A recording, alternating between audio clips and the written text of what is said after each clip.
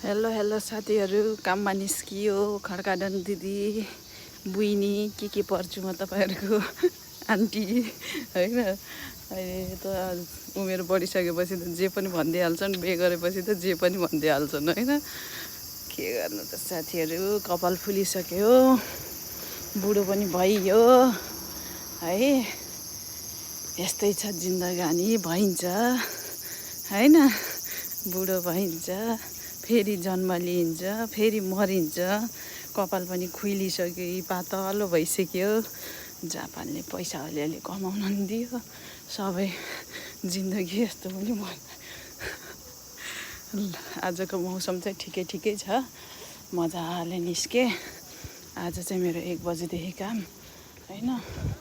बिहान खानासाना खायो अरे होइन, फलफुल सलफुल चिसो पानी खायो अरे निस्के। म चाहिँ टक्क लाएर सुन्नुभयो नि पछाडि बुढीहरू बोलेको, बुढी आमाहरू मजाले गफ गरेछन्। आज चाहिँ अलिकति रोडमा चहल पहल भयो, नत्र भए मान्छे छ कि छैन पनि थाहा हुँदैन।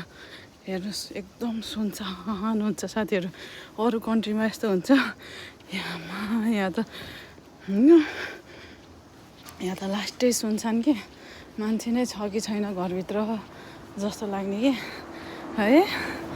हाम्रो देशमा कति हल्ला हुन्छ भन्नु त, केही आउनुपर्छ अझ बर्थडे सड्डे सानो पार्टी, आमामामामा ल भने त सुनसान। मेरो पछाडि कोही पनि छैन, पुरै सुनसान, भूत बङ्गलाहरू जस्तो।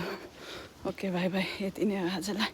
कसैले त हेर्नुहुन्न मेरो भिडियो, के बनाउनु भन्नेदेखि हेर्ने दिन पनि आउला नि त।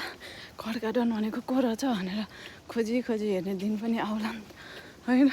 बनाइराखौँ न, नमरुन्जेलसम्म त भाइरल भइहाल्ला नि होइन। किन नहुनु नि, नमरुन्जेलसम्म भाइरल नहोइहाल्ला र होइन, भइन्छ नि, अवश्य भइन्छ। कर्म गर्नुपर्छ, फलको आश गर्नु हुँदैन। जे पनि पोसिबल छ कि साथीहरू होइन। हामी जस्तै अरू मान्छे नि भाइरल भएकै हुन्, उनीहरू अर्कै सिङ हालेर अर्कै पुच्छर हालेर भाइरल भएको होइन के होइन।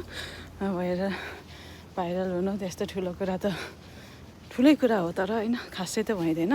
अब राम्री सुन्दरी भएकी भए म भाइरल भइसक्थेँ, त्यस्तो सुन्दरी छैन है। त्यस्तै छ साथीहरू, आजलाई यति नै गरौँ होला है। लसन छ त्यहाँनिर, लसनमा चाहिँ म पहिला काम गरेको, अहिले चाहिँ म 7मा है त। ओके बाई बाई, सबैलाई राधे राधे।